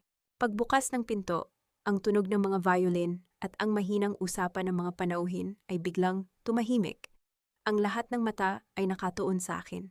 Sa gitna ng entablado, nakita ko si Adrian. Nakasuot siya ng puting suit. May hawak na baso ng champagne at nakikipagtawanan sa ilang board members na alam kong binayaran ni Marco. Tila nakalimutan niya na galing lang siya sa kulungan kaninang umaga. Marisa, dumating ka. Ang boses ni Adrian ay umalingaw-ngaw sa buong silid, puno ng peking kagalakan. Gentlemen, ang aking malditang asawa ay narito na. Akala niya siguro ay matatapos ang gabi na siya pa rin ang bida. Naglakad ako patungo sa kanya. Ang bawat tunog ng aking sapatos sa marmol na sahig ay tila isang babala. Hindi ko siya binate. Tumingin ako ng diretso sa mga board members. Gentlemen, humihingi ako ng paumanhin sa pagkaantala ng inyong kasiyahan. Ngunit meron tayong kailangang ayusin bago tayo magpatuloy sa merger. Wala nang dapat ayusin. Marisa, sigaw ni Adrian. Ang kanyang mukha ay nagsisimulang mamula. Ang board ay nagpasya na. Tatanggalin ka na bilang COO dahil sa mga unethical practices mo sa ospital. Ipinakita na ni Cindy ang recording. Ang recording na ito, itinaas ko ang aking telepono at isang utos ang ibinigay ko sa technical booth. Sa isang saglit, ang dambuhalang screen sa likod ng entablado ay nagliwanag. Ngunit hindi ang edited recording ni Cindy ang lumabas. Ito ay ang orihinal na video mula sa surveillance camera sa Tagaytay, ang video kung saan kitang-kita si Adrian at Cindy na nagtatawanan habang nilalagyan ng lason ang gamot ni Papa. Ang bawat bulong nila, ang bawat plano nilang patayin ako para sa insurance, ay narinig ng buong ballroom. Isang nakakabinging katahimikan ang bumalot sa silid. Ang tunog ng pagbagsak ng baso ng champagne mula sa kamay ng isang board member ay tila isang hudyat ng pagsabog. Hindi iyan totoo deepfake, iyan isinigaw ni Adrian. Ang kanyang boses ay nanginginig na sa takot. Nilibot niya ang kanyang paningin, naghahanap ng kakampi. Ngunit ang lahat ng board members ay dahan-dahang lumalayo sa kanya. At ito pa, Adrian? Pagpapatuloy ko. Ang aking boses ay kalmado at punong-puno ng awtoridad. Ang testamento ng aking lolo, ang dokumentong magpapatunay na ikaw ay hindi kailanman naging bahagi ng pamilyang ito. Ikaw ay anak sa labas ni Remedios, sa isang lalaking matagal na niyang pinatay ang pagkatao. Wala kang karapatan sa kahit isang hibla ng shares na hawak mo. Magsisinungaling ka lang para makuha ang lahat, sigaw ni Adrian habang sinusubukan niyang lumapit sa akin. Ngunit mabilis siyang hinarang ng aking security team. Ang tunog ng pagkakasabunot niya sa sariling buhok ay tila isang hiyaw ng isang taong nawawala sa sarili. Ang DNA results ay nandoon din sa screen. Adrian, basahin mo. Sabi ko habang itinuturo ang mga dokumentong lumabas sa monitor. 0% match sa Valeriano bloodline. Ang merger kanselado na. Ang kumpanya, sa ilalim na ng aking buong kontrol. At ang lahat ng board members na tumanggap ng lagay mula sa iyo. Ang mga resignation letters nyo ay inaasahan ko bago sumikat ang araw. Sa sandaling iyon, ang mga reporters na nasa loob ay nagsimulang mag-flash ng kanilang mga kamera. Ang bawat kislap ng liwanag ay tila isang sampal sa mukha ni Adrian. Ang kanyang regal na puting suit ay tila naging isang maruming basahan sa paningin ng lahat. Marisa, maawa ka. Ang boses niya ay naging pabulong, isang desperadong pagtatangka na makuha ang aking damdamin. Asawa mo ako. Mahal kita. Ang asawa ko ay namatay na noong araw na pinagtangkaan niyo ang buhay ng tatay ko. Sabi ko habang tinalikuran ko siya, "Security, ilabas ang basurang ito at siguraduhing nandoon ang mga pulis sa labas para ibalik siya sa kung saan siya nararapat." Habang kinakaladkad si Adrian palabas ng ballroom, nagsisigaw pa rin siya. Tinatawag ang pangalan ni Cindy at ng kanyang nanay, ngunit wala nang sumasagot sa kanya. Ang mga taong dati ay yumuyukod sa kanya ay ngayon ay nakatingin ng may pagkadiri. Naramdaman ko ang isang malalim na bugso ng ginhawa. Isang catharsis na tila nag-alis ng tinik sa aking lalamunan sa loob ng 10 taon. Ngunit sa gitna ng aking tagumpay, naramdaman ko ang pag-vibrate ng aking telepono. Isang video message mula sa isang unknown number. Nang buksan ko ito, ang aking mundo ay muling tumigil. Nakita ko ang silid ng aking ama sa ospital, ngunit hindi ang mga nurse ang nandoon. Nakita ko si Cindy, may hawak na hiringgilya, at nakaturo ito sa swero ni Papa. "Masyado kang naging kampante sa gala mo, Marisa." Ang boses ni Cindy ay puno ng baliw na tawa. "Akala mo ba ay natalo niyo na kami kung hindi mo ibabalik ang lahat ng shares sa akin sa loob ng 30 minuto? Ang tatay mo ang magbabayad para sa bawat kahihiyang ibinigay mo kay Adrian." Ang tunog ng mabilis na paghinga ko ay umalingaw-ngaw sa aking pandinig. Ang kagalakan ng aking tagumpay ay agad na napalitan ng isang hilaw na takot. "Divina," bulong ko sa aking earpiece. Ang aking boses ay nanginginig na sa galit. "Ihanda mo ang helipad. Pupunta tayo sa ospital. Ngayon din." Habang tumatakbo ako palabas ng hotel, ang bawat kislap ng mga kamera ng press ay tila mga panunukso. Ang digmaan ay hindi pa tapos, at sa pagkakataong ito, ang itinataya ay hindi na ang kumpanya, kundi ang huling mahal sa buhay na mayroon ako. Ang tunog ng rotor ng helicopter na humahawi sa gabi ay tila isang malakas na pintig ng puso sa gitna ng katahimikan ng Makati. Nakatingin ako sa ibaba, sa mga ilaw ng lungsod na tila mga mumunting hiyas. Ngunit ang tanging nasa isip ko ay ang mukha ng aking ama. Ang bawat segundo na lumilipas ay tila isang patak ng dugo na nawawala sa aking katawan. "Marisa, 5 minuto na lang at lalapag na tayo." Ang boses ni Divina sa radyo ay puno ng tensyon. Nakadeploy na ang SWAT sa paligid ng ospital. Pero ayon sa huling report, nakalock ang buong intensive care unit mula sa loob. Hindi sila makapasok nang hindi nanganganib ang buhay ng papa mo. "Huwag silang kikilos hanggat wala ko roon," ang sagot ko. Ang boses ko ay matigas at walang panginginig. Si Cindy ay parang isang sugatang hayop. Kapag naramdaman niyang wala na siyang takas, sasama ang lahat sa kanyang pagbagsak. Ako lang ang kailangan niya. Paglapag ng helicopter sa rooftop ng ospital, hindi na ako naghintay na huminto ang mga ilis. Mabilis akong tumakbo patungo sa fire exit. Ang tunog ng aking mga hakbang sa semento ay tila isang martilyo na nagpapatibay sa aking desisyon. Pagdating ko sa pintuan ng ICU, sinalubong ako ng hepe ng seguridad. "Ma'am, nasa loob siya. Hawak niya ang remote ng smart lock system ng silid. At, ma'am, mayroon siyang dalang vial ng potassium chloride. Isang maling galaw, at ituturok niya iyon sa swero." Huminga ako ng malalim. Inayos ko ang aking gown. Ang itim na tela nito ay tila isang baluti sa gitna ng puting paligid ng ospital. "Buksan niyo ang intercom. Kakausapin ko siya." "Cindy." Ang boses ko ay pumailan lang sa mga speaker sa loob ng silid. Malinaw at malamig. "Narito na ako. Mag-usap tayo ng harapan. Buksan mo ang pinto." Isang sandali ng nakabibinging katahimikan ang lumipas bago narinig ang tunog ng pag-click ng electronic lock. Dahan-dahang bumukas ang pinto. Pumasok ako ng mag-isa. Tinalikuran ang mga pulis na nakahanda sa likod ko. Sa loob, ang tanging liwanag ay nagmumula sa mga monitor ng aking ama.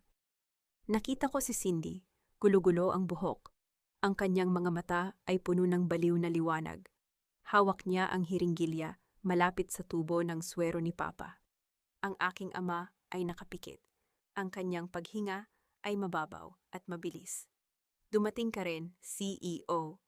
Ang boses ni Cindy ay tila isang kiskis ng bakal sa semento.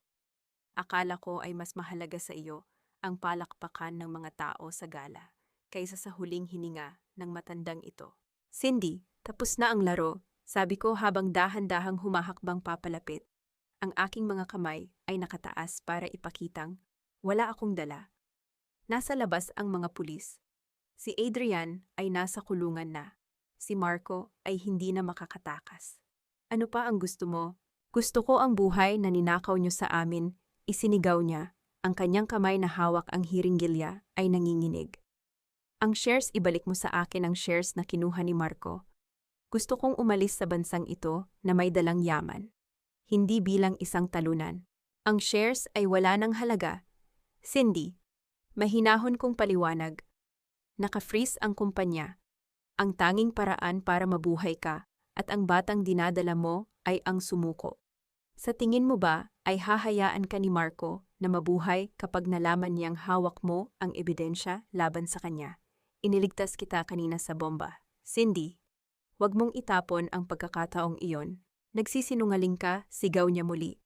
At sa pagkakataong ito, itinutok niya ang hiringgilya sa leeg ng aking ama. Ang tunog ng mabilis na pag-beep ng heart monitor ay nagpapahiwatig ng tumataas na stress ng pasyente. Isa ka pang lason sa mundong ito. Marisa, lahat kayo. Akala nyo ay malinis kayo, pero mas marumi pa kayo sa amin. Siguro, ang sabi ko, at sa pagkakataong ito, tumigil ako sa paglakad. Tumingin ako ng diretso sa kanyang mga mata, isang tingin na puno ng awtoridad at isang kakaibang pag-unawa. Pero alam mo kung ano ang pagkakaiba natin. Cindy ako, kaya kong protektahan ang pamilya ko nang hindi pumapatay. Ikaw, papatayin mo ang huling tao na maaaring magbigay sa iyo ng kaligtasan. Anong sinasabi mo? Tumingin ka sa monitor. Cindy, itinuro ko ang screen sa gilid. Ang bawat salitang sinasabi mo, ang bawat galaw mo ay nakarecord. At kanina pa namin natunto ng lokasyon ni Marco. Nahuli na siya ng mga operatiba sa airport. At alam mo ba kung ano ang huling sinabi niya bago siya pusasan? Sabi niya, ikaw ang pumatay kay Lola Remedios. Ikaw ang pumatay sa sarili mong kakampi para makuha ang lahat. Nanlaki ang mga mata ni Cindy. Ang hiringgilya ay dahan-dahang bumaba mula sa leeg ni Papa. Hindi totoo iyan. Si Marco ang nag-utos. Siya ang nagbigay ng lason. Pero ikaw ang nagpatupad. Hindi ba ang boses ko ay tila isang bulong ng isang manghuhula? Iniwan ka na niya, Cindy. Isinuko ka na niya para iligtas ang sarili niya. Bakit mo pa ipaglalaban ang isang taong itinapon ka na? Sa sandaling iyon, ang takot sa mukha ni Cindy ay napalitan ng isang malalim na kawalan ng pag-asa. Ang tunog ng kanyang paghikbi ay umalingaw-ngaw sa sterile na silid. Dahan-dahan niyang binitawan ang hiringgilya at ito ay bumagsak sa sahig. Ang tunog ng plastik sa semento ay tila hudyat ng kanyang pagsuko. Mabilis akong lumapit at kinuha ang hiringgilya. Sa parehong sandali, pumasok ang mga pulis at dinakip siya. Hindi na siya lumaban.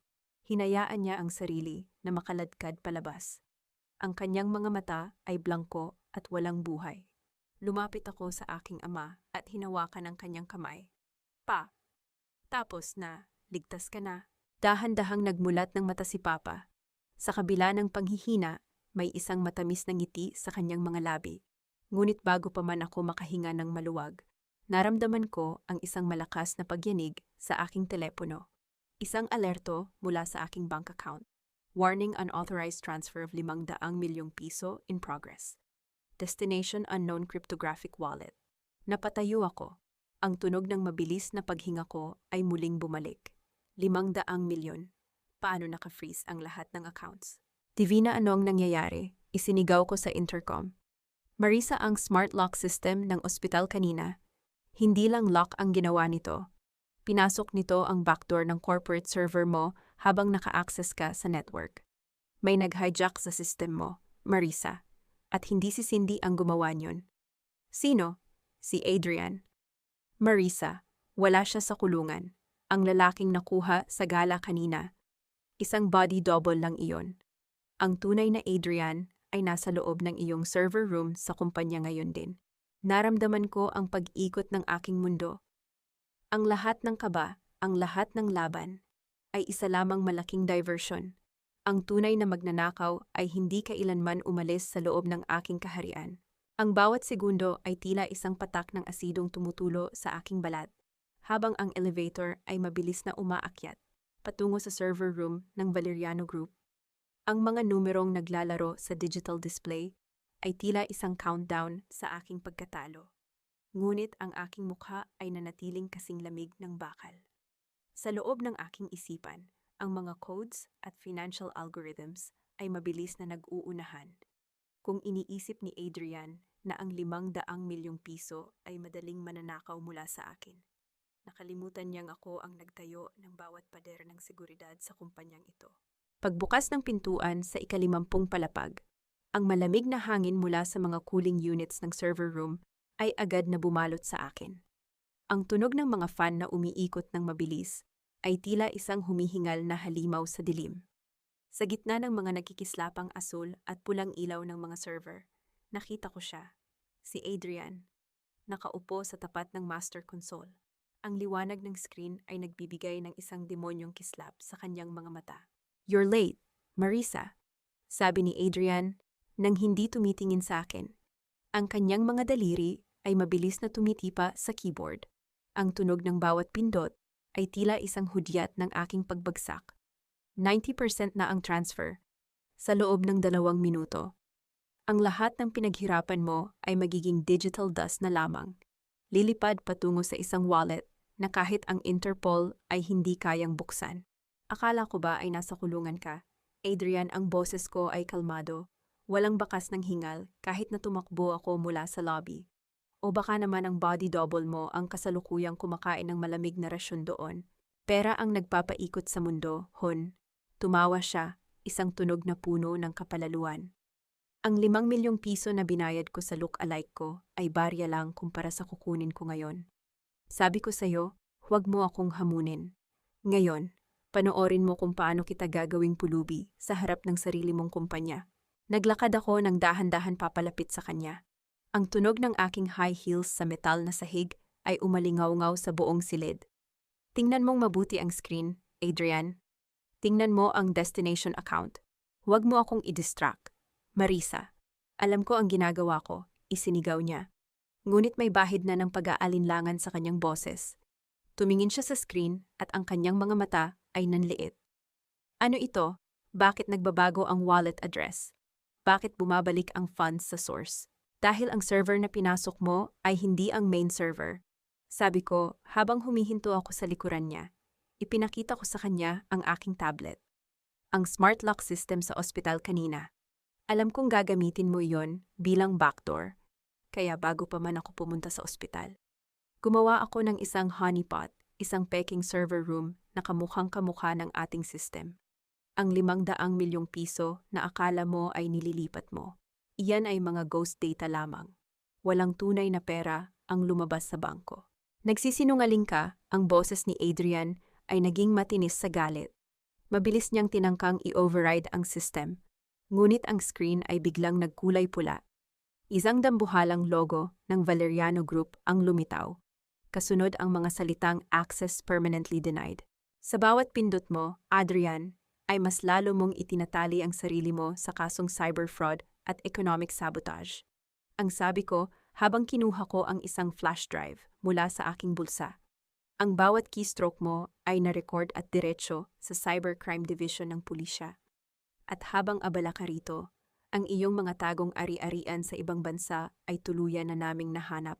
Hindi ito maaari, tumayo si Adrian at sinubukang hablutin ang aking tablet.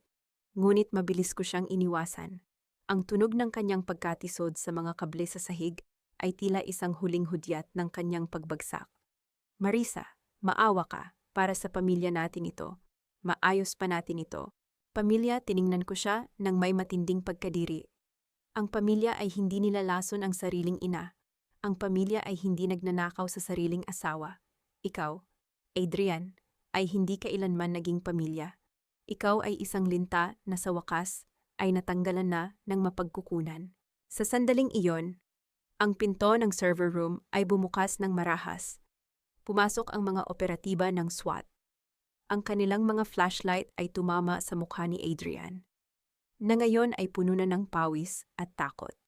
Ang tunog ng pagbagsak niya sa kanyang mga tuhod ay umalingaw-ngaw sa malamig na silid. Adrian Valeriano, you are under arrest. Again, and this time, no amount of money can get you out. Ang boses ng opisyal ay malamig at pinal. Habang pinoposasan siya, tinitigan ko siya sa mga mata. Walang galit, walang luha. Tanging isang malamig na kapayapaan ang nararamdaman ko. Sabi ko sa'yo, Adrian, ang reyna ang nagtatapos ng laro. Pagsisisihan mo ito. Marisa, isinigaw niya habang kinakaladkad siya palabas. Walang magmamahal sa'yo.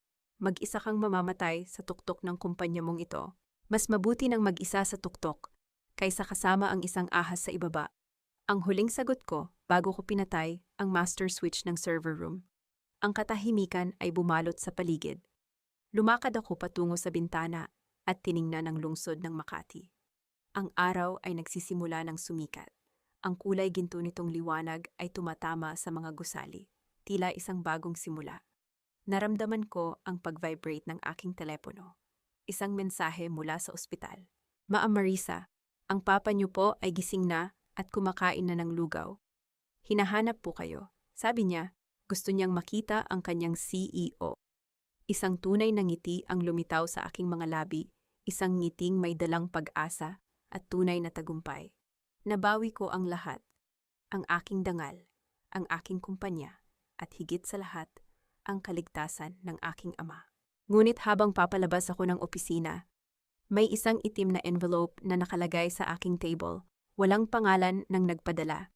Nang buksan ko ito, nakita ko ang isang litrato, ang litrato ni Marco, at ng isang hindi kilalang lalaki na nakasuot ng uniforme ng pulis. Nag-aabutan ng pera sa isang madilim na eskinita. Naramdaman ko ang muling pagbilis ng aking tibok ng puso. Ang sistem ay bulok pa rin sa loob. Ang laban para sa kumpanya ay tapos na. Pero ang laban para sa tunay na katarungan ay mayroon pang isang huling kabanata. Ang tunog ng pagpunit ko sa itim na envelope ay tila isang huling hudyat ng pagtatapos ng isang madilim na kabanata. Nakatayo ako sa gitna ng aking opisina. Ang sikat ng araw ay tuluyan ng pumasok sa silid. Nagbibigay ng liwanag sa bawat sulok na dati ay balot ng lihim. Ang litrato ni Marco at ng tiwaling pulis ay nasa ilalim na ngayon ng lens ng aking scanner. Sa loob ng 5 minuto, ang ebidensyang ito ay nasa mesa na ng Internal Affairs ng Philippine National Police. Hindi ko hahayaang may matirang kahit isang parasitiko sa paligid ko. Marisa, handa na ang lahat para sa huling board meeting. Ang boses ni Attorney Divina ay puno ng tagumpay, habang siya ay pumasok sa silid. Bitbit niya ang mga dokumento ng annulment at ang pinal na kautusan ng korte para sa pagkumpiska ng lahat ng ari-arian ni Adrian at Remedios. Salamat, Divina. Ang sagot ko habang isinusuot ko ang aking puting blazer, isang simbolo ng aking muling pagsilang. Tapusin na natin ito. Pagpasok ko sa boardroom, ang katahimikan ay tila isang mabigat na kumot. Ang 3 board members na nakita sa video na tumatanggap ng lagay ay nakayuko. Ang kanilang mga mukha ay kulay abo sa takot. Walang kaba sa aking dibdib. Ang bawat hakbang ko sa karpet ay tila isang hatol ng katarungan. Gentlemen, hindi na ako magpapaligoy-ligoy pa. Sabi ko habang inilalagay ko ang folder sa harap nila. Ang tunog ng pagbagsak nito sa lamesang nara ay umalingaw-ngaw sa buong silid. Ang inyong mga resignation ay pirmahan nyo na ngayon. Kung hindi, ang kasong economic sabotage at bribery ay isasampa namin bago mag-2:00 ng tanghali. Wala kayong kakampi. Si Marco ay kumakanta na sa presinto at kasama sa mga pangalang ibinigay niya ay ang sa inyo. Nanginginig ang mga kamay nila habang kinukuha ang panulat. Ang tunog ng pagpirma nila sa papel ay ang huling tunog ng pagbagsak ng lumang rehimen ng Valeriano Group. Matapos silang lumabas na parang mga basang sisiw, huminga ako ng malalim. Divina, pumunta tayo sa presinto, sabi ko. Gusto kong ihatid ang huling regalo ko kay Adrian. Sa loob ng bisita ng bilangguan, ang amoy ng luma at maruming hangin ay sumalubong sa akin. Nakita ko si Adrian sa likod ng rehas. Wala na ang kanyang kislap. Wala na ang kanyang kayabangan.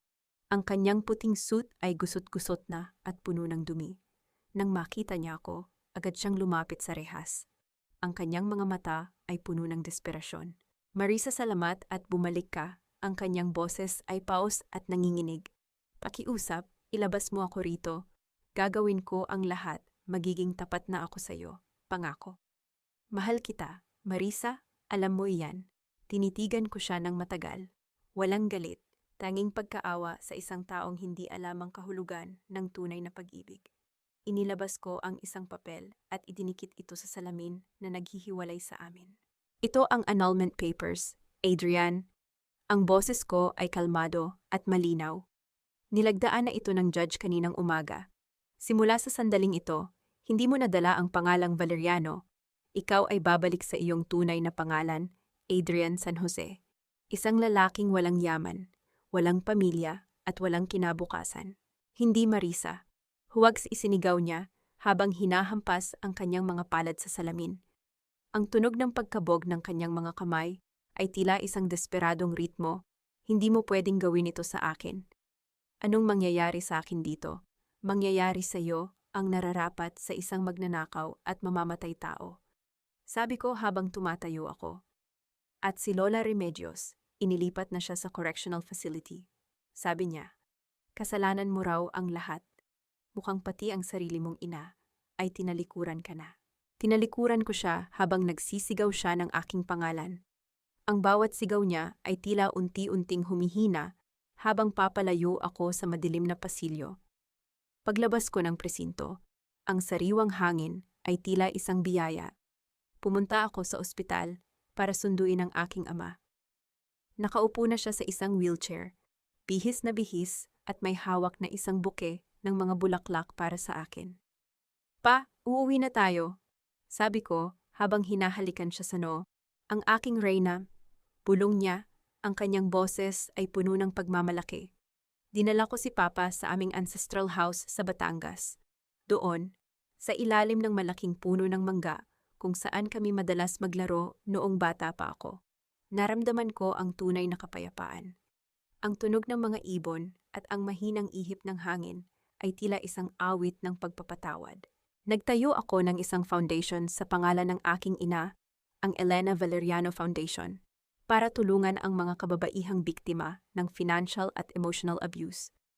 Ang tagumpay ko ay hindi na lamang tungkol sa posisyon ko bilang CEO, kundi sa dami ng buhay na maaari kong mabago. Tumingin ako sa malayo, sa abot tanaw kung saan ang dagat ay humahalik sa langit. Wala na ang takot, wala na ang galit. Ang natira na lamang ay ang isang Marisa na mas matatag, mas matalino, at higit sa lahat, malaya. Ang laro ay tapos na, at sa pagkakataong ito, hindi lang ako ang nanalo ang katotohanan.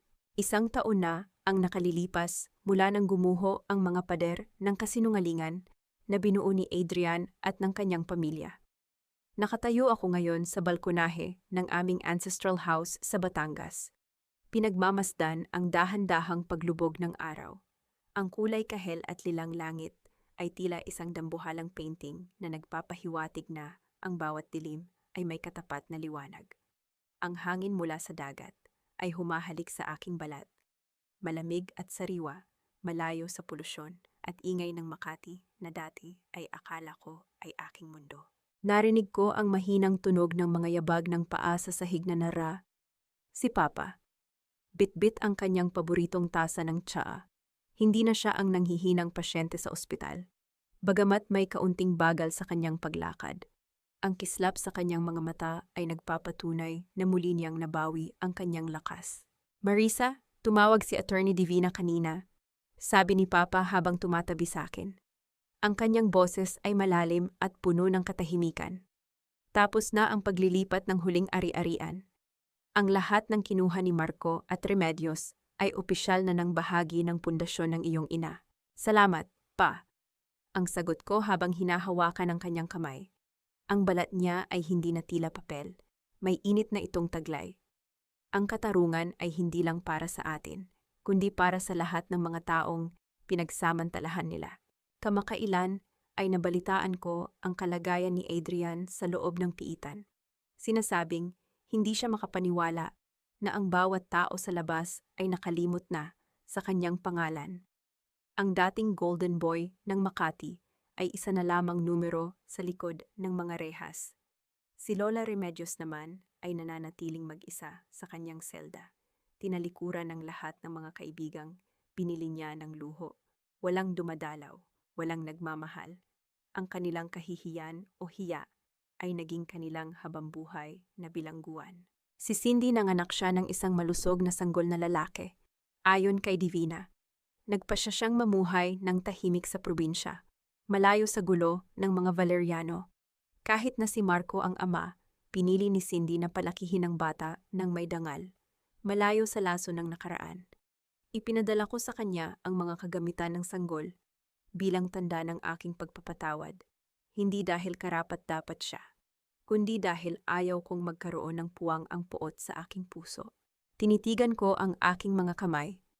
Wala na ang aking wedding ring, ngunit may isang bagong singsing na nakasuot sa aking daliri, isang simpleng diamante na binili ko para sa aking sarili. Simbolo ito ng aking pagmamahal sa sariling pagkatao. Madalas akong tanungin ng aking sarili, napatawad ko na ba sila? Ang sagot ay hindi ang simpleng o hindi. Napatawad ko na ang aking sarili sa pagiging bulag sa loob ng 10 taon. Ang katarungang nakuha ko ay sapat na para itigil ang siklo ng hapis. Ang pagpapatawad sa kanila ay hindi nangangahulugan ng pagkalimot, kundi ang pagpili na huwag nang maging biktima ng kanilang mga alaala. Nahanap ko na ang kapayapaan. Isang uri ng kapayapaan na hindi nakasalalay sa balanse ng aking bank account, kundi sa katahimikan ng aking konsensya. Ang Valeriano Group ay patuloy na lumalago sa ilalim ng aking pamumuno. Ngunit ngayon, ang bawat desisyon ko ay may kasamang puso at malasakit. Ang aral na natutunan ko sa mahabang paglalakbay na ito ay simple. Ang pagpapakasakit ay may hangganan.